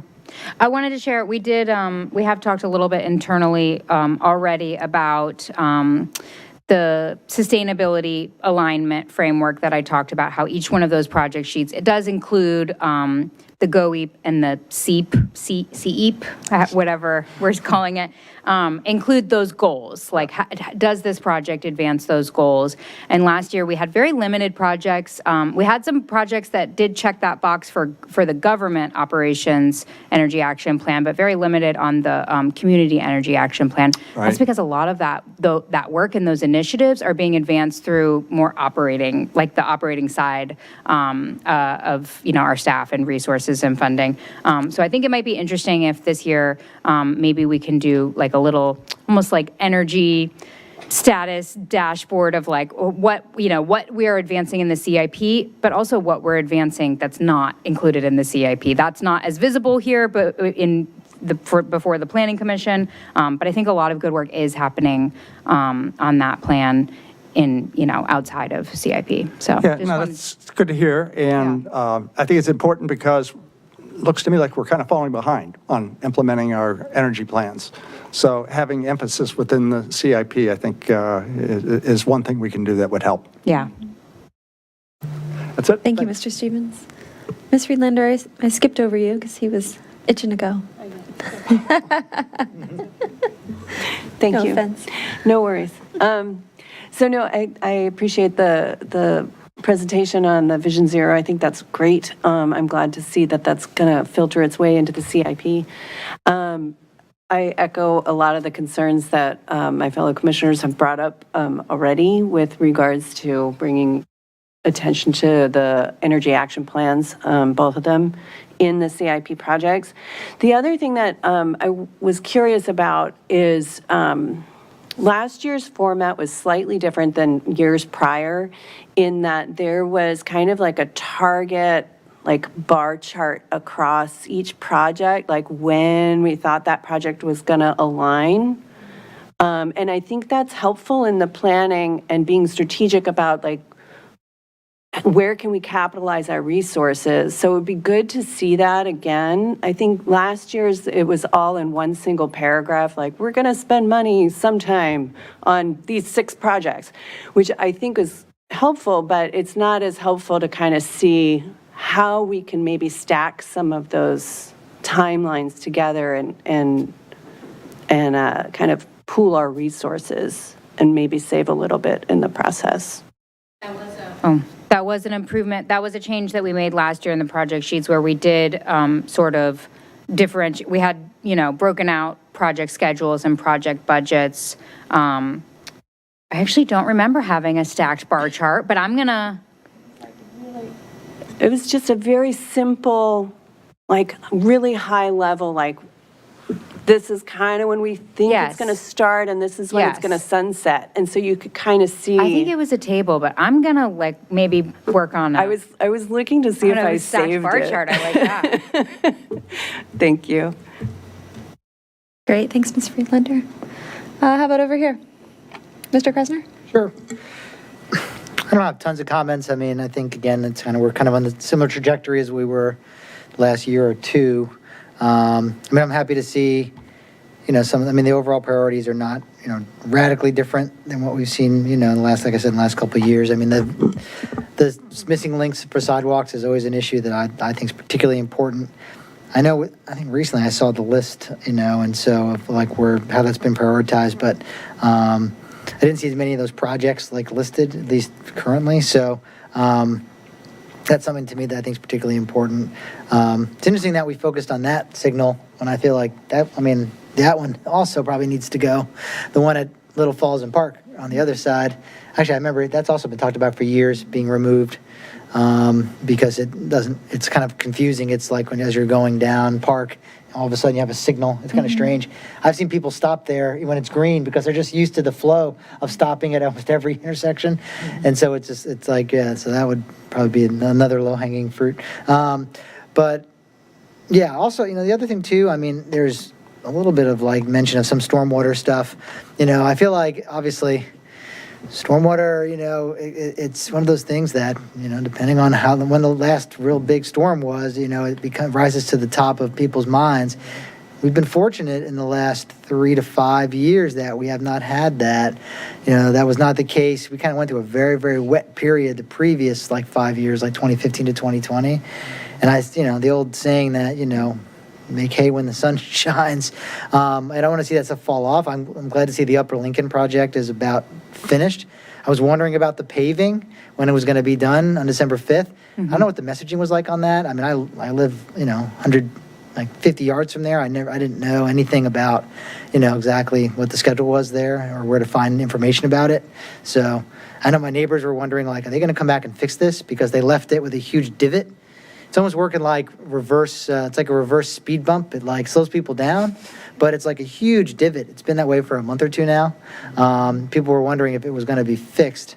I assumed it would because it was temporary patching there, but I feel like some messaging there would be good for when we do projects like that. That whole way. That project was a good project, but the entire way it was, administered, it seemed like, it wasn't clear what the timing was. There'd be stops and starts. There was utility work, and then there'd be months of nothing. And then there was some of the work that they did to install the actual structures, and then months of nothing. They took over half the street. And I know there was an active residential construction project going on, and the people who owned that property had no idea that they were going to take over a block of the street and store it, put porta potties, equipment, and it was there for months. They also left the street a real mess too. There's tons of oil stains and dust and garbage that they left at the corner of Walnut and Lincoln, right where they used as a staging area. Anyhow. But overall it was a good project. And I don't want to see other stormwater projects that were on that list fall off. I think they're on the CIP somewhere. Some of the other ones that were on that stormwater task force list that came out of the 2019 floods. I just don't want to see that fall off the radar. Again, it hasn't rained a lot in a while. We've been kind of dry, but all it takes is a couple big storms for everyone to remember, the weak spots, the vulnerable areas, every little dip and depression in the city that's vulnerable. And that's true for sanitary as well, which I know is also, there are some upgrades that have been in the long range CIP. So yeah, in addition to the transportation stuff, let's not forget the other infrastructure stuff because we have lots of obsolete infrastructure for stormwater. That, with all the new development that's happened and the increase in impervious cover, it all takes is one big storm and we see it. So anyhow, but overall, like I said, I agree with what we're doing. I think I said this last time we talked about this topic, invoking former Commissioner Hyra. He's very happy. I'm sure if he was listening tonight, he'd be very happy to hear about the affordable housing making its way finally into the CIP. I don't know if that was his idea, but I know he really pushed hard for that. It's not in the CIP though, but it's well, just presented at the same time, but also long-term plans. Long-term, Separate but concurrent, I know what you mean. I'm sorry, I misspoke. I misspoke. yeah. But I know he just even have it as a discussion item related to that. Something that he was advocating for, and is trying to be creative in ways we tackle that problem. And so thinking a little bit outside the box of what we traditionally think of as capital projects. So anyhow. But yeah, overall, like I said, I don't have any major criticisms of where we're moving on this and how the city's doing. It always amazes me to see the list of how much we're doing. I mean, little things and big things. I mean, small little intersection stuff. It is, amazing how much that, as a small city with a relatively small staff, that we're able to balance. And it's credit to you guys and staff, the rest of the staff in City Hall that keeps all this stuff moving. At the same time, it's not easy to balance all that. So, yeah. Thank you. I have not, I don't know about the Upper Lincoln messaging. I haven't looked at the website. I will share that feedback with staff, but I do want to say all of the big six, which those are the projects that came out of the Stormwater Task Force, all of those projects are now either completed, in construction, or in design. So in sort of the delivery phase. And so that's exciting to share that progress that came out of, I think that was 2019, that big storm. So you can expect to see some new stormwater priorities presented this year, as well as sidewalks. I didn't know if, Amanda, you wanted to share at all a little bit about the sidewalks? Sure, yeah. At the November 10th council meeting, our staff presented the update on the Missing Links program. So there's, the prioritization or kind of rethinking of that. There's 3 segments we can do this fiscal year, like the easier ones. And then we have been talking about some of the more complicated ones, potentially putting those in the CIP discussion, because there are some that are more expensive and more right of way and more complicated. So yeah, the sidewalks are definitely part of on our radar. Also, the Little Falls and Park Avenue intersection is part of the Park Avenue Great Streets project. Okay. So yeah, that's been on our. So then eventually those will both be all voiced up. Right. And yeah, we just had a staff just had a meeting today about stormwater projects. Staff is very actively tracking the stormwater portfolio. Right. Great. Mr. Duncan, any comments or questions?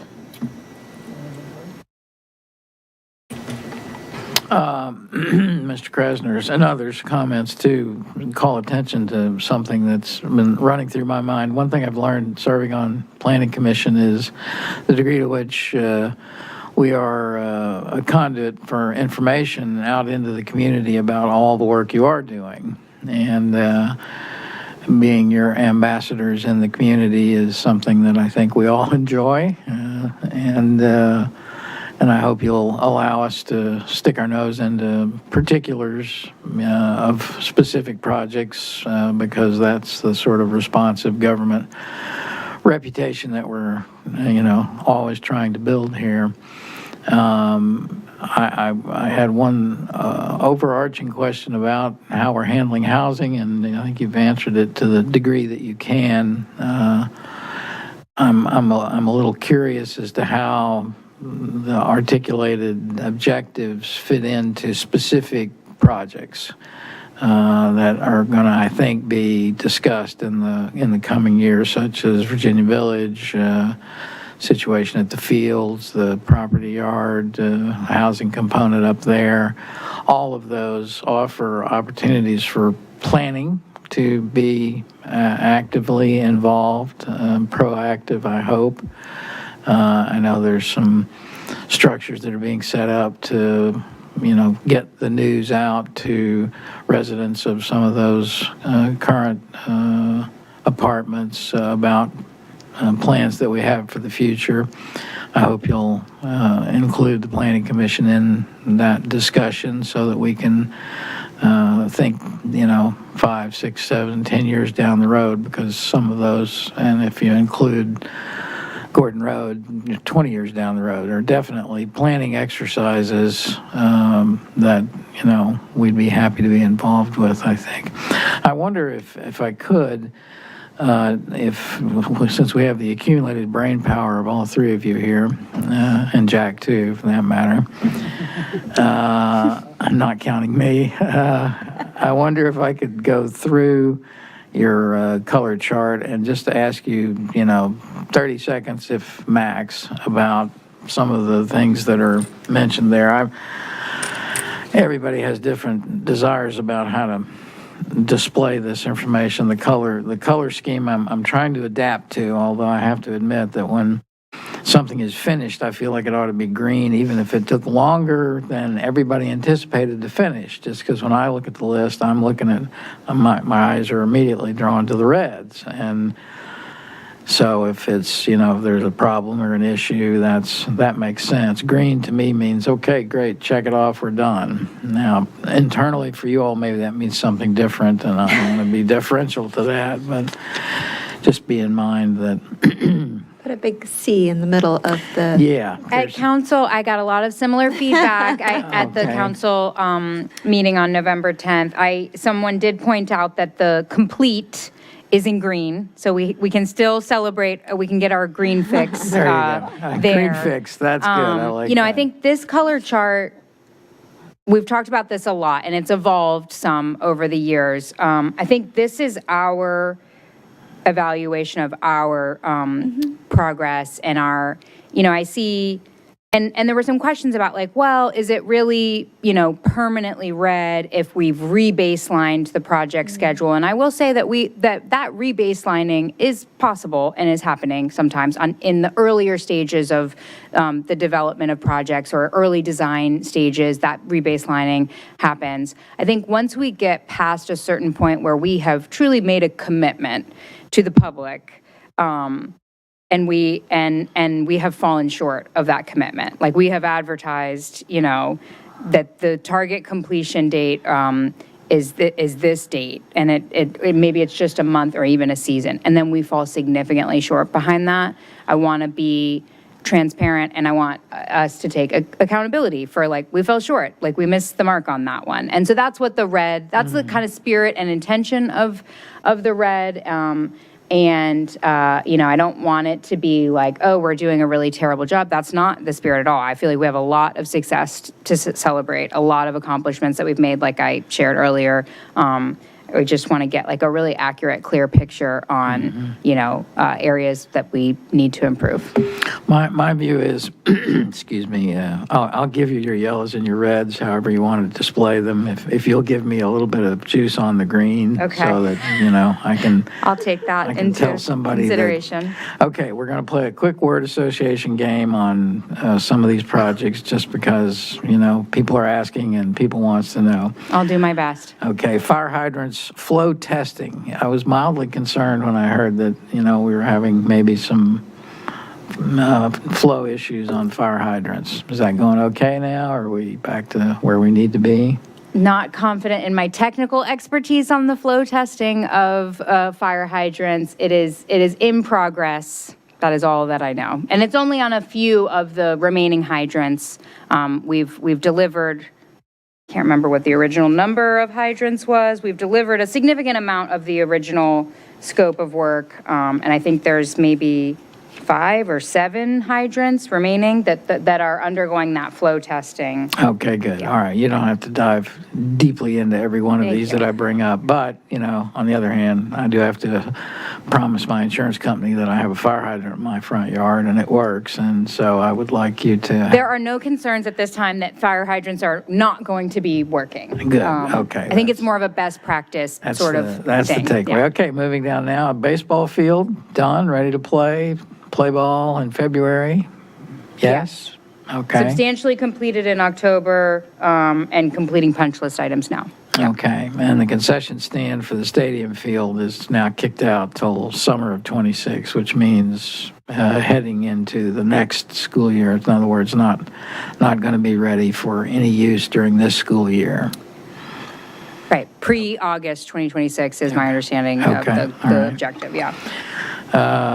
Flow equalization basin, details to be shared in early 2026 just caught my eye. So sometime in January or February, you'll have information for us on our negotiations with Fairfax over that. Correct. And we do have an outstanding grant application for $3 million for that flow equalization project. Unsure on the status, on the likelihood of receiving that grant award, because it was pending a federal budget, obviously. So still to be determined on that, but we're hoping, staff is hopeful that if we are receiving funds for that, that we can sort of transition that to other sewer capacity priorities. Okay. Well, that might explain why you have it in green, even though it's on hold, although my brain wants anything that's on hold to be at least in yellow, but, Sorry, like I said, we've been having very successful conversations with Fairfax County on that sewer agreement. And so I think we're looking we're to bring feeling that- greener every day. We're feeling green. Yeah, I'm looking to bring that to council, I think, early in the new year. Good, because kind of that's, Close out that. I'm trying to focus on the ones that I Yep. do hear the most about, and that is, the capacity that we have for dealing with new development and the strain that it puts on is tops.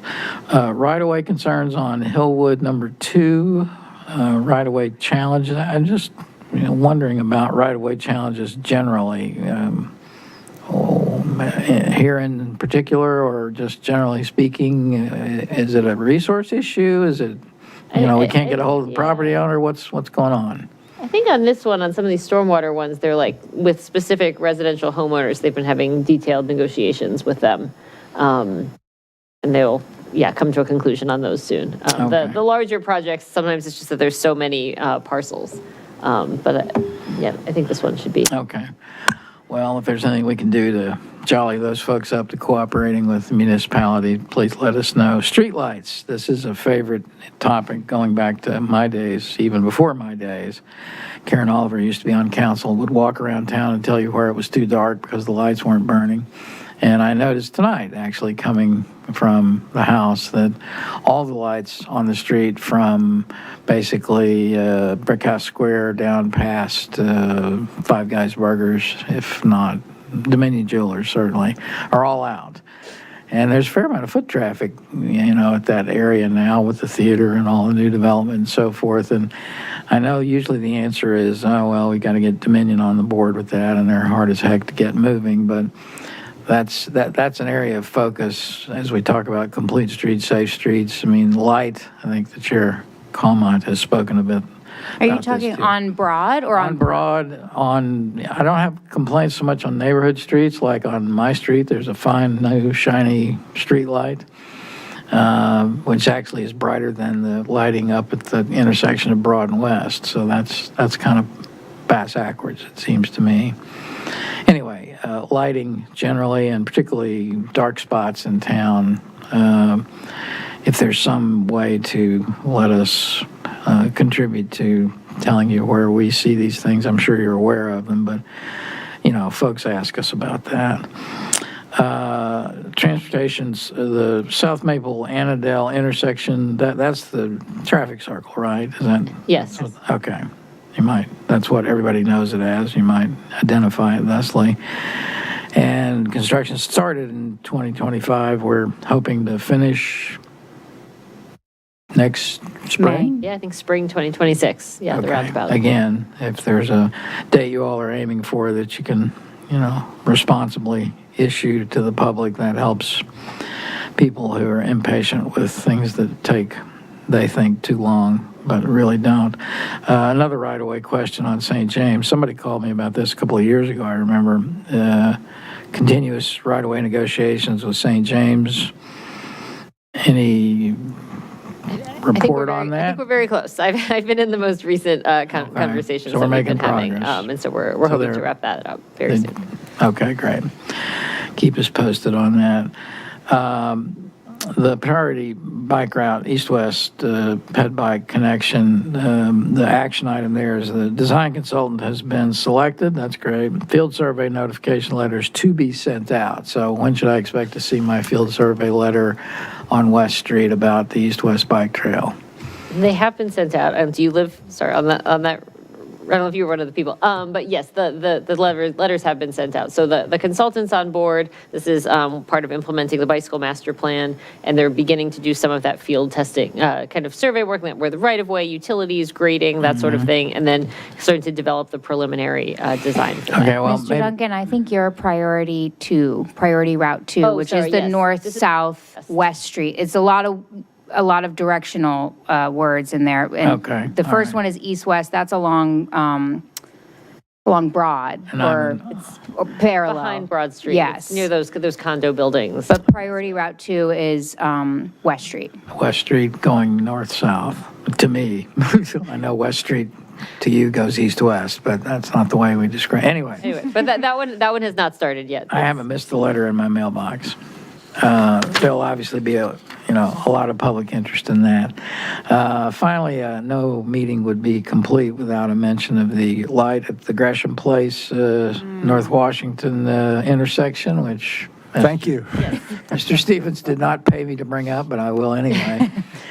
Anything new, anything, since we're here? Yeah, I know some of our team had a meeting on it just today. They were talking about it. Well, you've been busy. there are Everything I bring up, you met on it today. I know. There impressed. are. We've had. We had a lot of meetings today. Yeah, we have had a lot of meetings. I can, yeah. I think so. The funding procurement for this is going to be with the Smart Cities program with VTTI. So I think they've been working out some procurement things. But we have a design team. We have all the things worked out with Arlington County, and we'll have an update as soon as we can about the design schedule. So there will be a FY, some big number, but it will actually be a number pretty soon. that I you think can it's get. earlier than the North Washington Oh yeah, I multimodal. think like next year. I think. Yeah. I think. But we are. I will get an update on the procurement and the design schedule. Okay, thank you. I appreciate you going through all those with me. One last thought on the calendar. I'd love to, I don't design the agenda for our retreat, but I'd love to see us get a midwinter, status on the things that I brought up tonight and other things you'd like to share with us at our January retreat,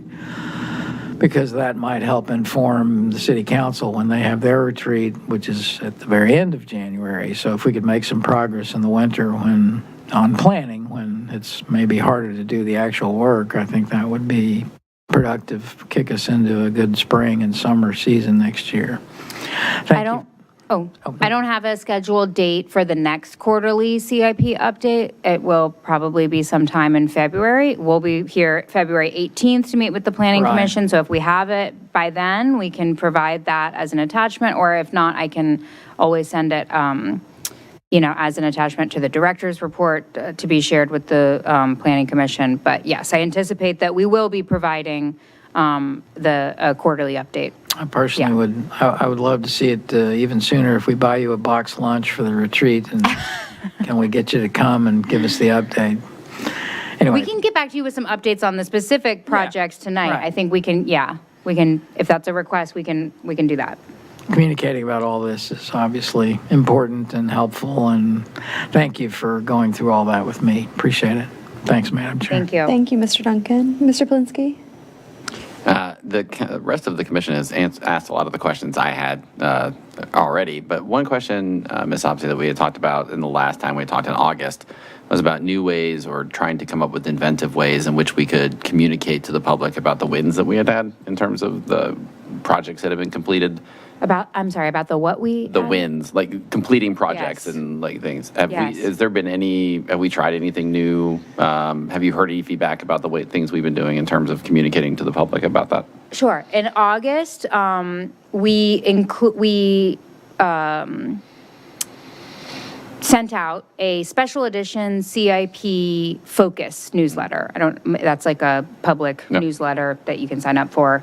And so in August, right after we did the quarterly update, I think, and right after I was here in August last, we sent that newsletter out that was a special edition that just focused solely on completed projects in the CIP in progress. It's a couple other announcements that are CIP related. That was really successful. That was the communications staff shared that was one of our most successful MailChimp campaigns and most popular, most read, I guess.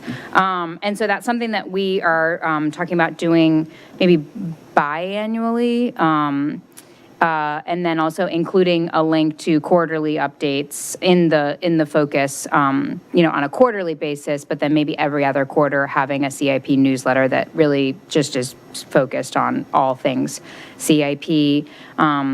I have some other ideas and goals, and we've been talking about some things internally as far as just overall public engagement and public communication. We have a new web manager pretty recently, like this year, in the communications department, who's doing sort of an overhaul of our website. So I think we're trying to align some of our goals with CIP communication with that overall, design and change to our city website to make it easier to navigate, easier to get project information, easier to find the things that you're looking for. We also have a new GIS manager who just started Monday, and I plan to meet with him Friday to talk about maybe reviving the CIP story map, which was an interactive map of all CIP projects completed, active, that is out of date and needs to be updated. It's on our website.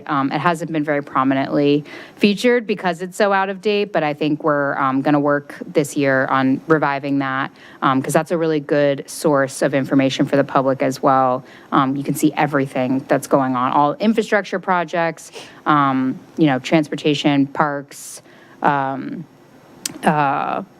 safety, all of them in one place on a map, and you can explore that map. So those are just some things like off the top of my head, but it is something that, and that's part of sort of that strategic project development and delivery priority that I highlighted is, in addition to continuing the momentum with project delivery, like also being a little bit more strategic about our project development and including public engagement. Does that sort of answer? Yeah, I mean, it sort of does. I think I'd love to see us navigate sort of more to where people are. Like, instead of them coming to our website, are we going to, like, I'm too old to ask this question, but like to Instagrams, to TikToks, to places.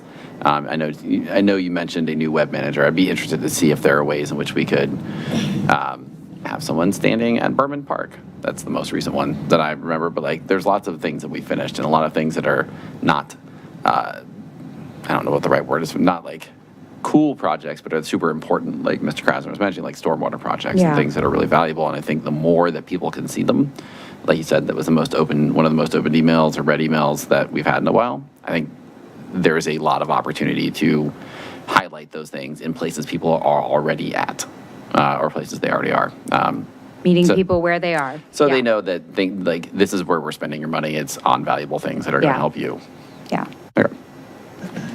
I'll say that the city's been creating some really excellent videos on Instagram. There was a terrific one on Leave the Leaves. Hilarious. Kurt starred in it. You might remember him. So, I think a lot of the content in that special edition of The Focus was also represented on the social media channels, which is great. Yeah. Cool. Anything else, Mr. Polinsky? Okay. All right, I have a few comments, questions. Sorry, I was taking notes while you were both talking. I'm really excited about this. So thank you both for being here. One quick question before I start. Is this a year, can you remind me, Ms. Sopsey, is this a year where we're adding projects to the CIP? Because I know it's every other year, every third year. Can you remind us? Okay, it's every other year. This year is fiscal year 27 is odd, and so it is historically under the way that we previously sort of operated was a year that we would have limited or no new project. Okay. We've gotten away from that. In the last few years, there have been years where we were not supposed to add new projects, where we were adding new projects. There were years where we were adding new projects, where we really had to slow it down. So we've really gotten away from that cadence. Instead, I've been a little bit more focused on there was a council election. We'll have some new council members seated in January, which means new strategic priorities in 2026. So I think we are sort of making a concerted effort to limit, new project proposals. We also have some new projects that I think are priority needs. So it's the most convoluted answer I could offer you. No, that's great. It's good to know that it's not a hard and fast rule anymore. Yeah. So that's helpful. I love the priorities slide. I mean, I know those are council's priorities, which means they're also the community's priorities. But it seems to me like staff has also really embraced those as priorities and is really making a lot of progress in actually, making them happen. So thank you for that. I want to echo what Mr. Krasner said. I was thinking of Mr. Hyra while you were both talking. So thank you for continuing to present the Affordable Housing Fund concurrently with the CIP. Long-term financial planning for housing is a kind of long-term planning that this commission needs to do. So I'm really grateful that we have that at the same time. I was glad to hear that you're reintroducing that operational impact lens. I think it's critical that we're thinking about like what the ongoing long-term cost to the community is of the stuff that we're building. I know it's hard to kind of like make those estimates, but one thing I wondered is like, could you do the thing like where you see like on a menu, it's like $1 sign, $2 signs, $3 signs, just to give us a sense of the scale of like what that impact might be. It doesn't need to be a hard and fast number, but it kind of gives us a sense of like, oh wow, this is really going to be an expensive thing that the community is going to have to pay to maintain. Because that's information that's useful to the commission when we're making these recommendations. I mean, and sometimes we're just going to have to pay for it, but yeah, one idea.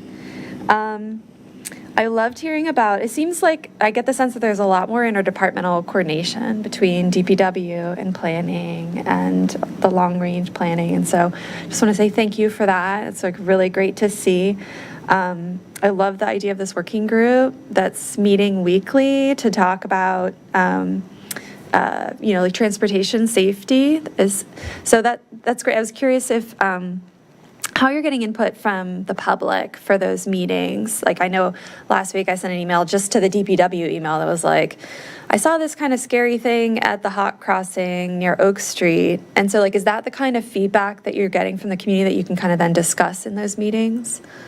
Yeah, we're meeting monthly. Monthly, but, sorry. I mean, that's what we're trying to figure out, right? Like there's the whole neighborhood traffic calming NTC process that is like getting lots of stuff.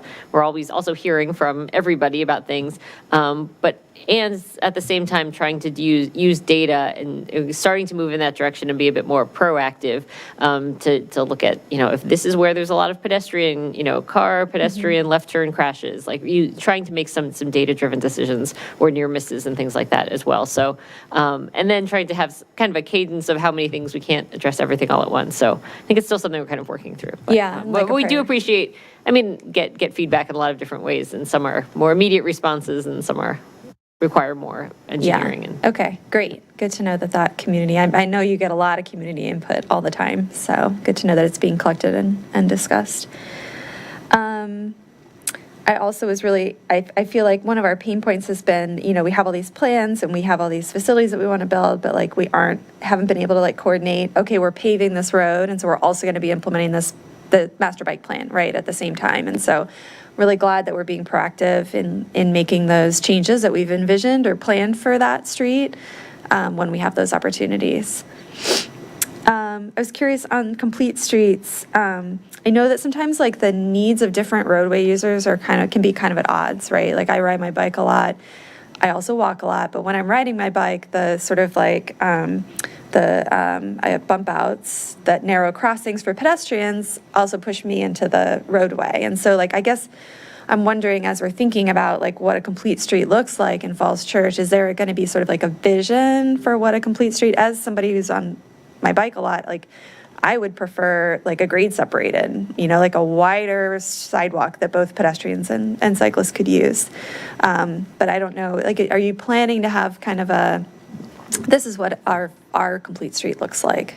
No, I think it'll still be context dependent, sensitive. Okay. And that is sort of this slide. We haven't quite done it yet, but that kind of toolbox guidance concept of starting to think about, should, do 10-foot lanes generally make sense? What types of roadways do we use different types of speed humps, and where do we use raised crosswalks, and kind of more guidelines and things but every street, to your point, it's going to be slightly different kind of considerations. Yeah, and how can the needs of like the different users be balanced in a way? Yeah, so I think that's something we'll continue to evaluate, but yeah. Okay. And I just want to mention to the commission that I believe Mr. Andrew Olson is coming to talk to us next meeting about the trail crossings and some best practices there. So looking forward to his comments. Okay. I think that's it for me. I just want to say, like, these are all really smart investments that are responsive to the community's needs. And thank you both for your hard work and foresight. Thank you. I look forward to coming back in February. Awesome. All right. Thank you so much. Okay. I think that brings us to our commissioner reports. We're only a little behind schedule. Mr. Stevens, I always look over at you. Nothing this. Anybody else? Any commissioner reports? Mr. Duncan? Now's the time when I remind you that we're going to ask Mr. Trainer about Southwest Street. Oh, thank you. Yeah. Yeah, so I checked in with the staff working on that, and it sounds like the police have been conducting traffic counts at night, and that's going to be going on for the next couple of weeks.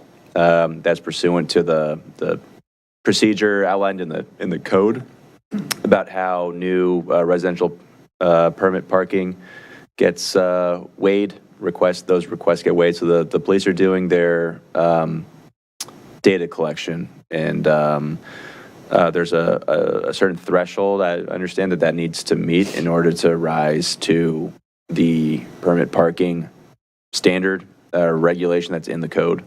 And so we'll have more updates in the coming weeks with the results of those traffic counts, or the parking counts, excuse me. Okay, thank you for that update. Just, I don't know what the mechanism is, but just keep us posted on what's happening there. I mean, I'm trying to observe every day when I go by the parking situation. Obviously, when somebody's driveway is blocked, that's a serious matter. When the public street is simply used by somebody who's in the public, that's another matter. Communications with the management of Madera to make sure that their tenants are all reminded that they are supposed to pay for in-building parking. That's why we put a big parking garage in that building. We need to make sure that happens too. My personal observation, and the mayor just sent me a picture of her drive-by there tonight, is that I'm surprised that there is as little traffic and parking as there is. I really honestly thought that once the theater opened, and maybe as more businesses get going at Madera, we'll see heavier traffic parked along West Street. But right now, right here, I think it's not as big a problem as some might have thought it might be. It's just a personal opinion of my own. I don't have any data, but look forward to hearing what the police have to offer. I mean, if Northwest Street's any, measure, I mean, yeah, with all the, that's kind of, that might have been what really kicked off the permit parking thing. And we've signed it for permit parking way up Grove and all the way up Northwest Street. And, I know, granted, we had a pandemic intervening, but, I mean, I never see, like inundation of, like, parking on the street up in those areas other than residents. I mean, I never see it. People, using the 2 hour, I just never see it. I also don't know how well we enforce that stuff. I don't see much enforcement of the time restrictions. I don't know how effective those are, really. I don't see us really ever. I mean, maybe someone in the city writes traffic tickets. I think I know there is the public safety aid, but it's a resource thing too. I'm generally against permit parking almost everywhere on a public street. But that's another topic for another day. My spouse and you would be right together. Yeah. Just because if you have people come to your house, you don't have to, go through the hassle of getting the sticker and hanging it on. It's a hassle. It's an Arlington kind of thing, that they're used to, Key Boulevard and so forth, but at least where we are right now. Anyway, we don't need to go too much deeper into it. Just let's not put any signs up until cool heads prevail. And I just wanted to say, I represented the Planning Commission at today's groundbreaking of the joint development project between WMATA, Rushmark, EYA on the West Falls Church Metro parking lot. Basically is sort of the anchor of it. They describe it as 24 acres of surface parking will become a walkable mixed-use neighborhood just steps from West Falls Church Metro Station. I would add also just steps from all the ground-level businesses, restaurants, and other commercial offerings in our part of the West Falls development. So we look forward to what the county and the WMATA are doing to the north, providing customers to our businesses in the West Falls community that we've developed. It was a nice event. Falls Church was recognized as a major contributor, a catalyst in bringing, this dramatic change to a metro station that basically died when the Silver Line opened, and we're looking for ways to breathe new life into it. Thank you for representing the Planning Commission, Mr. Duncan. All right, anything else? No? Okay, that brings us to the director's report. Mr. Matusik. We do not have one for tonight. Okay, easy. Do we have any correspondence, Mr. Trainer? No, Madam Chair. All right, then I think that means we are adjourned. Thank you all. 5 minutes over time. Yeah.